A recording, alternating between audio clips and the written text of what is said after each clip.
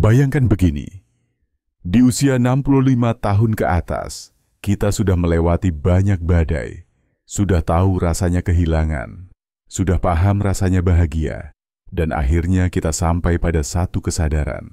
Kesehatan jiwa dan ketenangan hati lebih mahal daripada debat yang tak perlu, drama yang melelahkan, atau hubungan yang menguras energi. Maka hari ini kita akan membahas inti topik yang sangat praktis dan dekat dengan keseharian.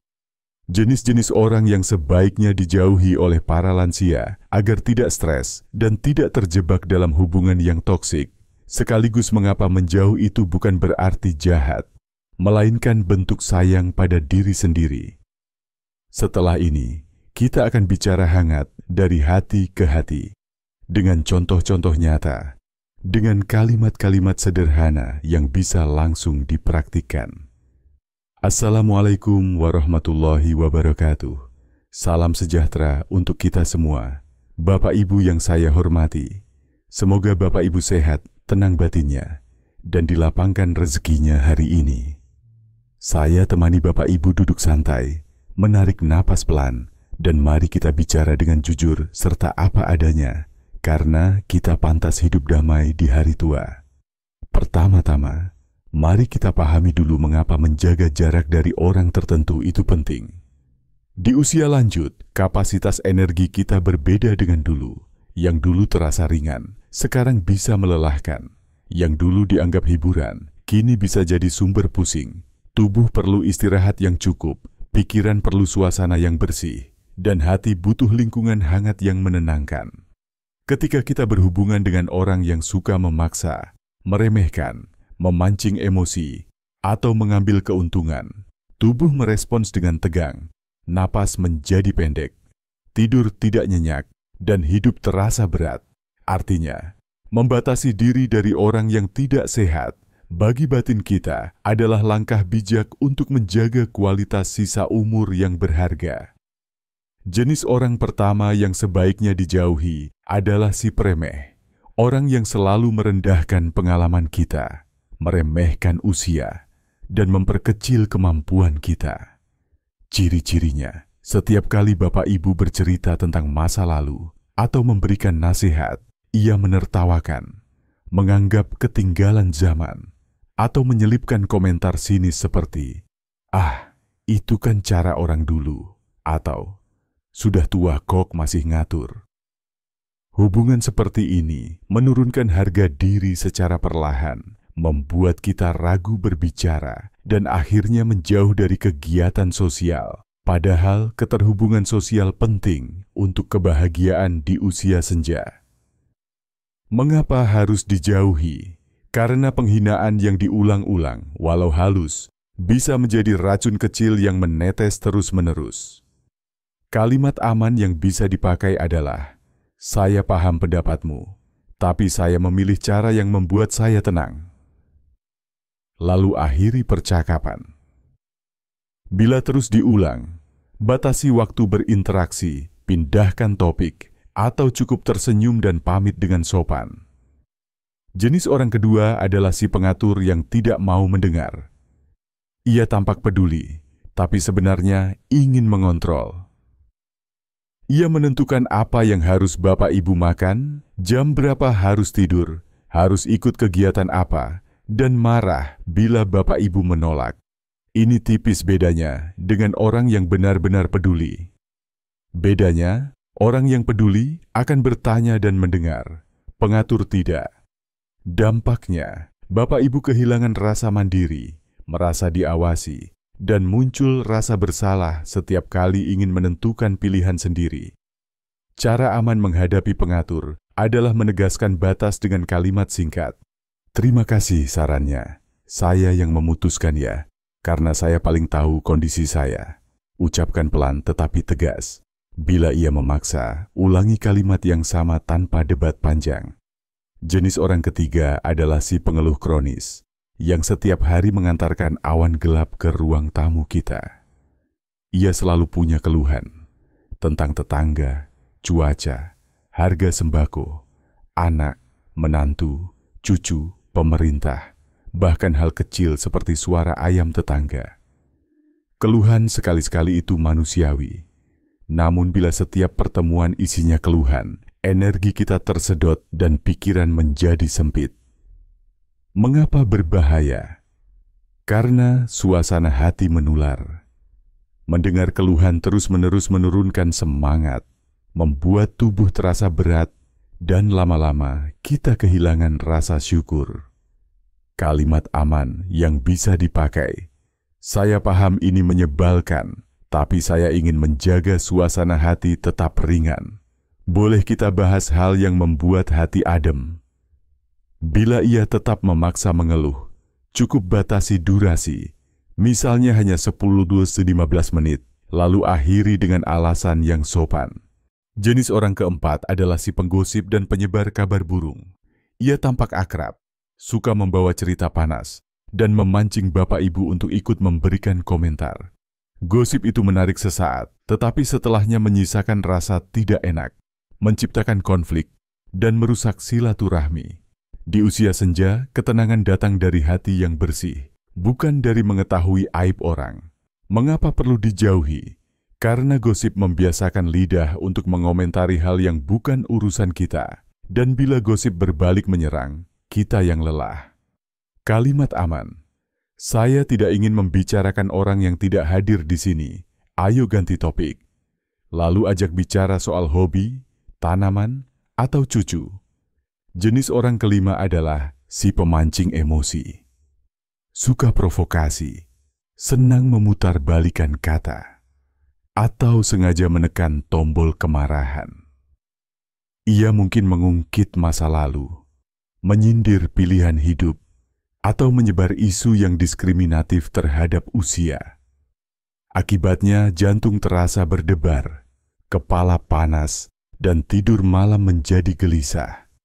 Di usia 65 ke atas, kita harus hemat emosi. Marah yang meledak bisa memengaruhi tekanan darah dan kualitas istirahat. Strateginya, jangan masuk ke arena pertengkaran. Ucapkan, saya tidak tertarik berdebat. Lalu tarik diri. Bila ia mengejar, ulangi kalimat itu seperti piringan hitam. Ketegasan yang diulang adalah pagar yang kokoh. Jenis orang keenam adalah si peminta-minta tanpa batas yang muncul hanya saat butuh sesuatu. Pinjam uang, minta tumpangan, minta ditolong mengurus ini itu, namun menghilang ketika kita butuh. Bukan berarti kita pelit, tetapi di usia senja, bantuan yang tidak sehat akan merampas ketenangan dan tabungan hari tua. Mengapa berbahaya? Karena rasa sungkan bisa dimanfaatkan.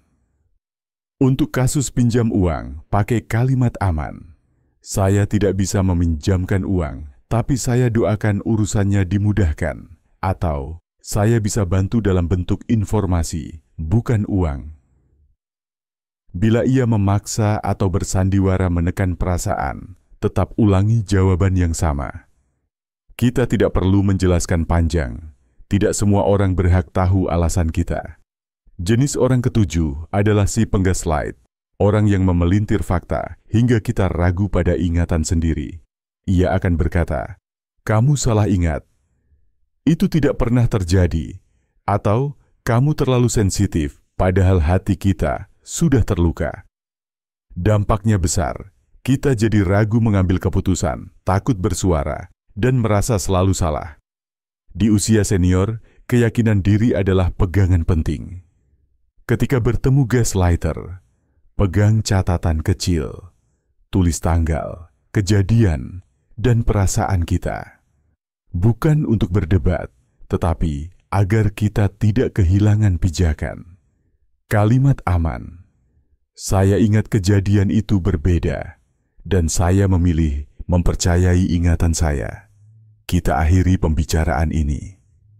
Lalu sudahi. Jenis orang kedelapan adalah si penyebar ketakutan ekstrem. Ia senang menakut-nakuti. Soal penyakit, kejahatan, bencana, dan kiamat kecil lainnya. Informasi itu bisa saja benar, tetapi cara menyampaikannya menekan mental. Ketakutan yang terus ditanam akan membuat Bapak Ibu enggan bergerak, enggan bersosialisasi, dan akhirnya kesepian.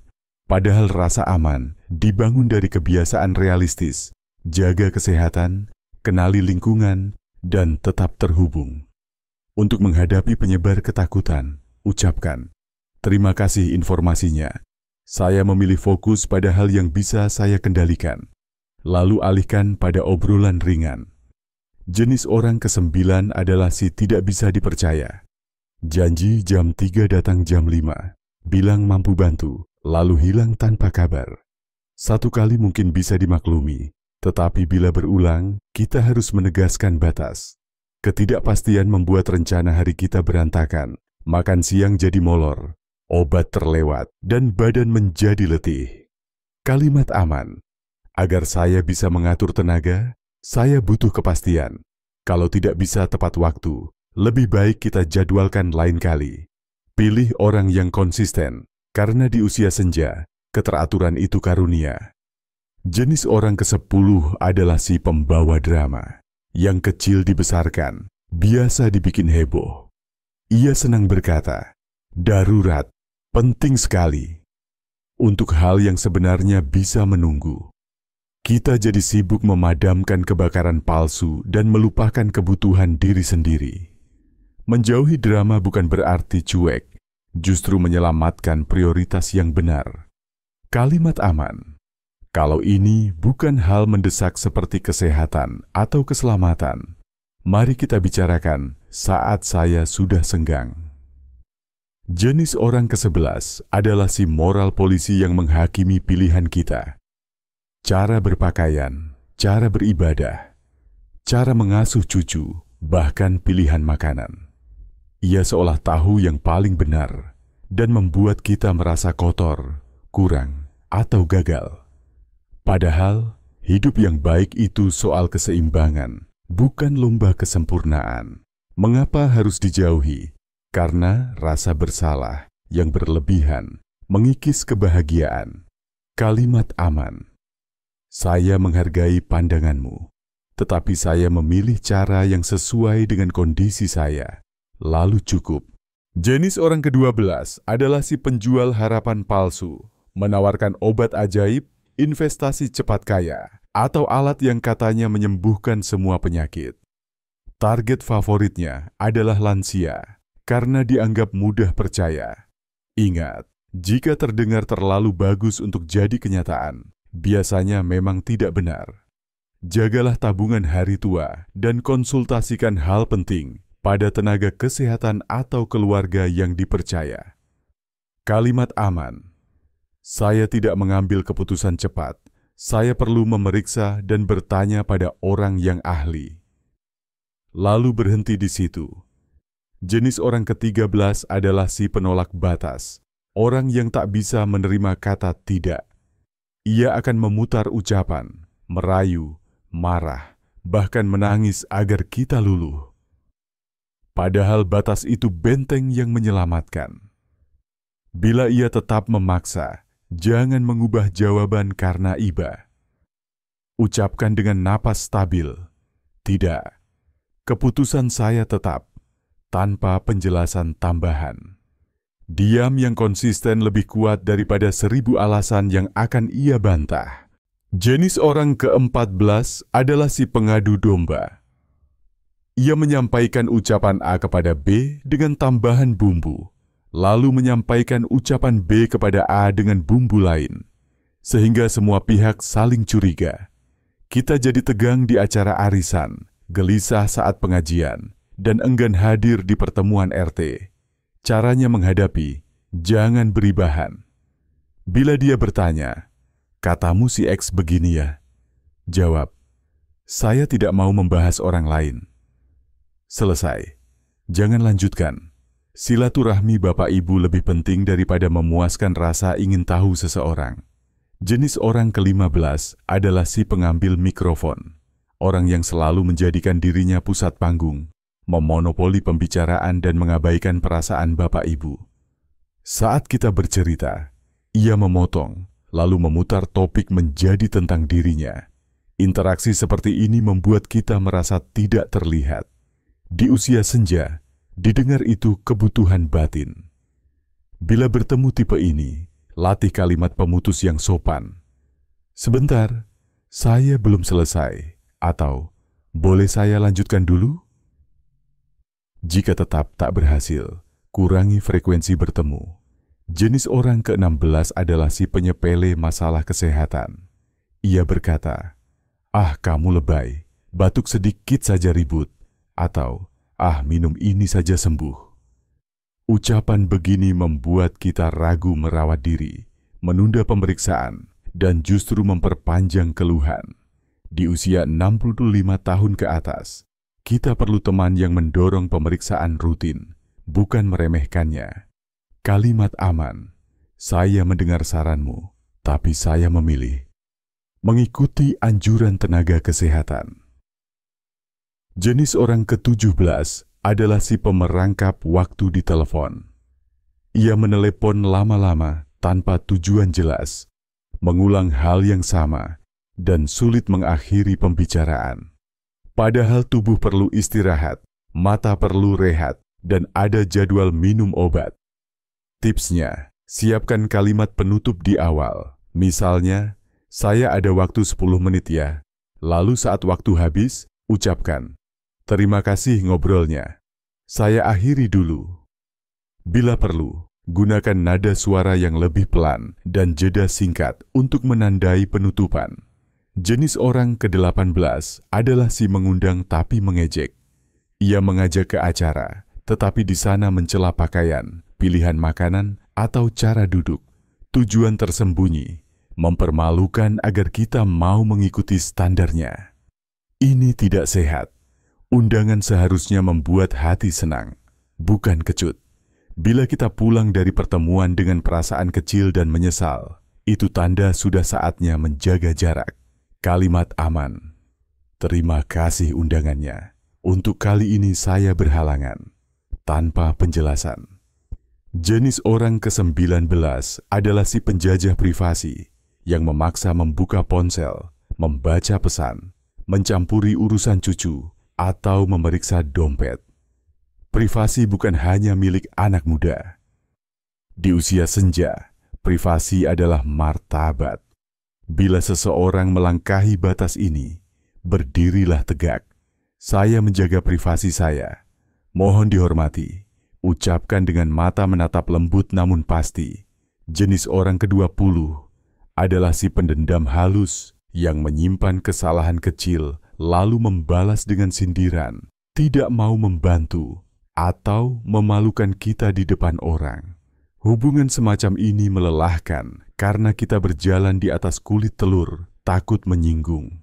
Tanda-tandanya, ia selalu mengungkit masa lalu untuk kemenangan kecil. Jalan keluarnya adalah kejelasan.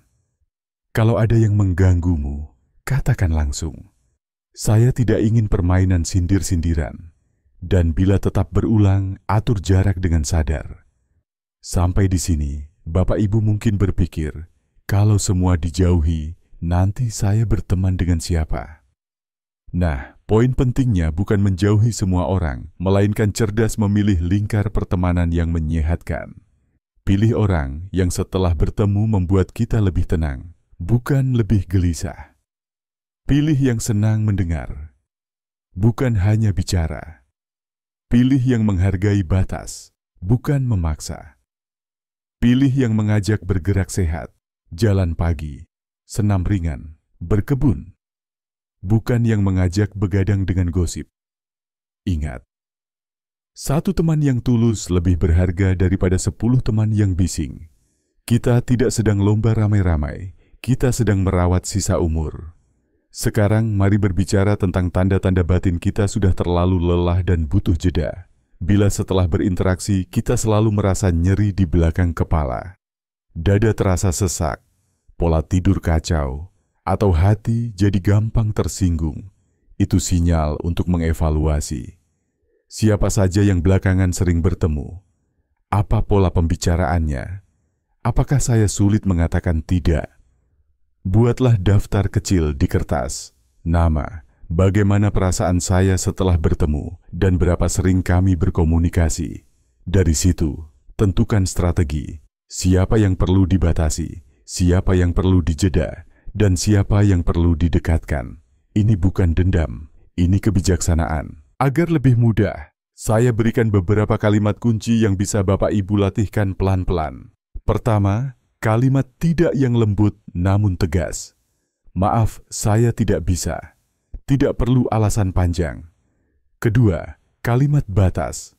Saya nyaman kalau pembicaraan ini tidak melewati ranah pribadi, atau saya tidak membahas orang yang tidak hadir di sini. Ketiga, kalimat penunda. Saya pertimbangkan dulu ya, ini berguna agar kita tidak tergesa setuju. Keempat, kalimat pamit. Terima kasih ngobrolnya, saya harus istirahat, diucapkan dengan senyum kecil. Kelima, kalimat alih topik. Ayo kita bahas yang ringan saja. Bagaimana kabar tanamanmu? Latih di depan cermin. Ulangi, rasakan napas stabil. Sehingga saat diperlukan, lidah tidak kaku. Selain menjaga jarak dari orang yang tidak sehat bagi batin, kita juga perlu mendekat ke lingkungan yang menguatkan. Datang ke posyandu lansia, ikut senam di lapangan, bergabung di kelompok pengajian atau majelis taklim, ikut arisan RT yang sehat pembahasannya, ikut komunitas baca, bercocok tanam di halaman rumah, atau menjadi relawan di kegiatan sosial. Koneksi yang baik mengangkat semangat, memupuk rasa berguna, dan membuat hari-hari terasa berarti. Bila ada cucu, jadwalkan waktu bermain yang terukur, singkat tapi rutin. Bila ada sahabat lama, undang minum teh hangat dan bercerita tentang hal yang membahagiakan. Bila punya hewan peliharaan, rawat dengan kasih, karena hewan pun membawa ketenangan yang lembut. Ada satu hal lagi yang penting, memaafkan tanpa mengizinkan orang yang sama melukai lagi. Memaafkan adalah hadiah untuk hati sendiri, namun batas tetap harus ada. Kita bisa berkata, saya memaafkan, tapi saya memilih menjaga jarak, dan itu sah. Kebaikan tidak sama dengan membiarkan diri disakiti. Di usia ini, kita belajar bahwa kebahagiaan sederhana, sarapan hangat, udara pagi, doa yang khusyuk, lebih terasa ketika lingkungan kita rapi dan damai. Bagi Bapak Ibu yang tinggal bersama keluarga besar, mungkin tantangan justru datang dari rumah sendiri. Bisa jadi ada anggota keluarga yang cerewet, mengatur berlebihan, atau sulit diajak bicara. Mulailah dari niat baik. Akui peran mereka, ucapkan terima kasih. Lalu sampaikan batas dengan lembut, saya bahagia bila pendapat saya didengar. Atau, saya ingin memilih cara saya selama tidak berbahaya. Tawarkan kompromi. 2 kali seminggu saya ikut saranmu. Sisanya saya atur sendiri. Komunikasi yang konsisten akan membentuk kebiasaan baru. Bila sulit, minta mediator. Bisa anak lain, tetangga yang dihormati, atau tokoh lingkungan. Kita tidak harus berjuang sendiri. Bagaimana bila orang yang toksik adalah teman lama yang sudah seperti saudara? Ini memang berat. Kenangan masa muda membuat kita enggan mengambil jarak. Namun ingat, masa lalu yang indah tidak menghapus hak kita untuk tenang di masa kini. Kita bisa tetap menghormati kenangan sambil mengatur ulang jarak hari ini. Tidak perlu memutus seluruh hubungan. Cukup kurangi frekuensi, pilih waktu yang pas, batasi topik, dan hindari pertemuan ketika tubuh sedang lelah.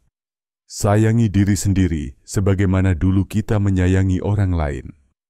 Terakhir, saya ingin mengajak Bapak Ibu menutup pembahasan ini dengan napas yang ringan. Tarik napas pelan, tahan sebentar, hembuskan perlahan. Ucapkan dalam hati, saya berhak tenang, saya berhak damai, saya memilih lingkungan yang menguatkan. Kita tidak bisa mengubah semua orang, tetapi kita bisa mengubah keputusan kita kepada siapa kita membuka pintu. Kita tidak bisa menahan ombak, tapi kita bisa memilih pelabuhan yang aman.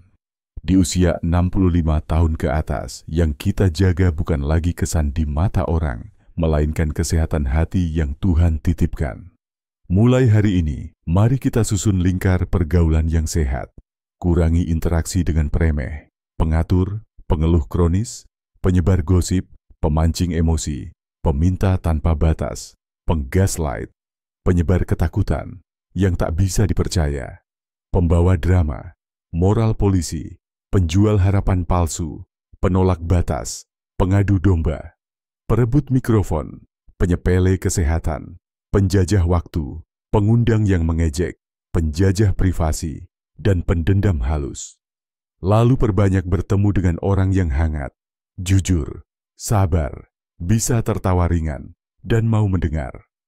Itulah resep sederhana untuk hari tua yang damai, batas yang jelas, hati yang lapang, dan teman-teman yang menyejukkan.